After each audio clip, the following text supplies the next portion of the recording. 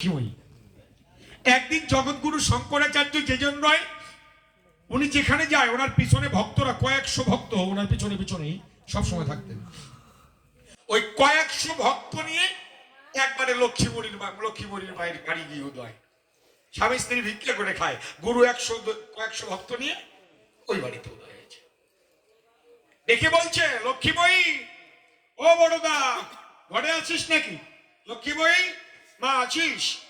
জানালা দিয়ে উকি দিয়ে দেখতে পায় গুরু এসেছে, গুরু ভাইরা আছে, কিন্তু গুরুকে গিয়ে যে প্রণাম করবে এ হলো কাপড়টা ওর ছেঁড়া কাপড়, এত ছেঁড়া কাপড়। চিন্তা করে গুরু আসছে, যেতে তো হবে। গুরু যদি একা থাকতো যে কোনো অবস্থায় দাঁড়ানো যেত। গুরু ভাইরা আছে, একটু লজ্জার বিষয়। স্বামীর একটা ছেঁড়া চাদর গায়ে দিয়ে ধরাইয়ে গুরুকে গিয়ে প্রণাম করেছে। প্রণাম করে গুরুর হাত ধরে ঘরে নিয়ে আসে। আর গুরু সবাইকে বলছে, তোমরা এই যার যার কুশাসন পেতে এখানে বসে পড়ো।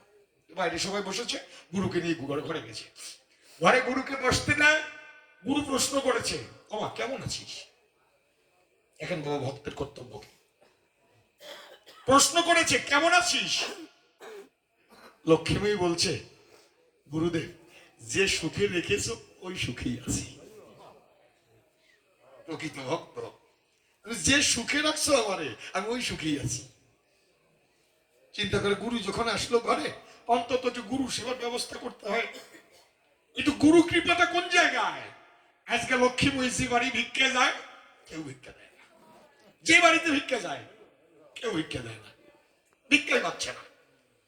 এইবার চিন্তা করে, আমি এত বাড়ি ভিক্ষা গেলাম, ভিক্ষা পেলাম না, যে জীবনে গুরু সেবা হয় না এই জীবন নেমে রাখবো না। এই কথা বলে বলি আপনাদের কাছে, একটা রশি নিয়ে উঠেছে ঘরের পিছনে গিয়ে আম গাছে, যে গলায় দড়ি দেবে, ফাঁস লাগাই মারা যাবে।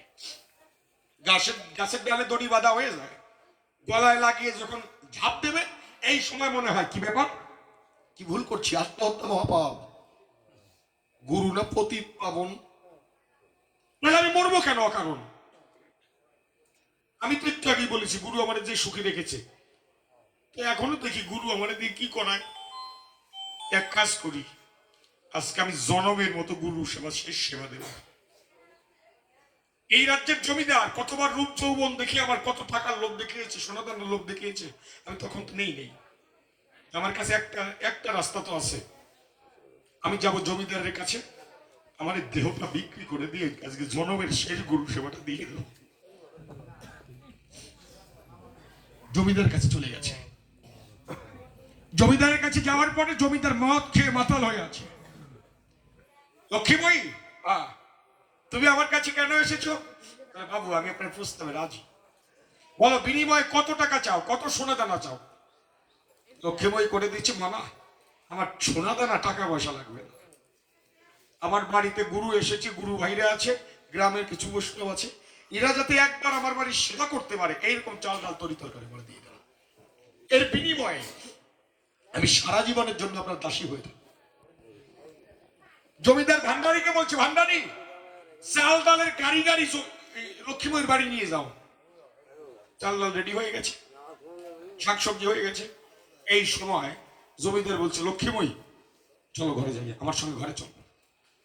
লক্ষ্মীময়ী ডেকে বলছে, জমিদার বাবু একটা কথা শোনেন, এই দেহটা আপনার কাছে বিক্রি করলাম কেন? আমার গুরু সেবা দেওয়ার জন্য। এখন যদি আমি আপনার সঙ্গে ঘরে যাই দেহটা অপবিত্র হয়ে যাবে, অপবিত্র দেহ দিয়ে গুরুর চরণ ছোঁয়াও যায় না, সেবা তো দূরের কথা, অপবিত্র দেহে গুরু সেবা হয় না। আপনি এক কাজ করেন, আমার ঘন্টা কয়েক সময় দেন, আমি গুরু সেবাটা দিয়ে আপনার কাছে চলে আসবো, আর কোনোদিন এই মুখ নিয়ে আমি কোথাও যাবো না। আসবে তো? কথা দিলাম আসবো। ওই চাল ডালের গাড়ির সঙ্গে লক্ষ্মীময়ী চলে এসেছে। এসে আজকে গুরুদেবের সম্মুখে যে কথা বলার সাহস পায় নাই, আজকে তাই বলেছি। গুরুর কাছে গিয়ে ডেকে বলছে, গোসাই আমি যদি নিজের হাতে রান্না করে আপনি সেবা করবেন। গুরুদেব ডাক দিয়ে বলছে, কে রে বাবা, তুই আমার মা না? তুই তো আমার মা, তুই রান্না করলে আমি সেবা করবো না তো ভাবলি কি করে? তুই মা, রান্না কর যা। আজকে লক্ষ্মীময়ী রান্না করছে আর কান্না করছে। রান্নার সময় কান্না করতে করতে অন্নপূর্ণা দেবীকে ডাক দিয়ে বলছে, মা অন্নপূর্ণা, আর জীবনে আমি গুরু সেবা দিতে পারবো না, আজকে এমন ভাবে তুমি রান্না করো যাতে আমার গুরু সেবাটা হয়। গুরুর ভোগটা ঘরে দিয়েছে, আর শিষ্যরা সব বাইরে বসে গেছে সবাই। লক্ষ্মীময় গুরু সেবা করছে আর বাতাস দিচ্ছে। কিছুটা সেবা হওয়ার পরে লক্ষ্মীময় গুরুদেবের দ্বারে জিজ্ঞেস করেছে, গোসাই রান নাকি সেবার যোগ্য হয়েছে? দেখবে মায়ের এই কথাটা বলে, এই রান্নাটা কি খাওয়া যায়? গুরু জবাব দিচ্ছে, না রে, আমি আগে যদি জানতাম তোর হাতে সেবা করতাম না। কেন বাবা, রান্নায় কি ঝাল বেশি হয়ে গেছে? ঝাল ঠিক আছে। লবণ বেশি পড়ে গেছে? লবণ ঠিক আছে। তাহলে কি হলুদ বেশি হয়েছে নাকি? সব ঠিক আছে, ভালো হয়েছে। খারাপটা কোথায় হলো? বলে, মারে আমি যা কিছু সেবা করতেছি এর ভিতর থেকে একটা মাংসের গন্ধ আসছে, মাংসের একটা গন্ধ। লক্ষ্মীময়ী গুরুর চরণ জড়িয়ে ধরে বলেছে, আমার গুরুর সেবাটা সার্থক হয়েছে। মাংসের গন্ধ তো আসবেই, তো মাংস বিক্রি করা টাকা, গন্ধ তো আসবেই, আমার গুরু সেবা হয়েছে। এই সময় তার স্বামী বড়দা ভিক্ষা করে বাড়ি এসে দেখতে পায় অনেক লোক তার বাড়িতে সেবা করছে।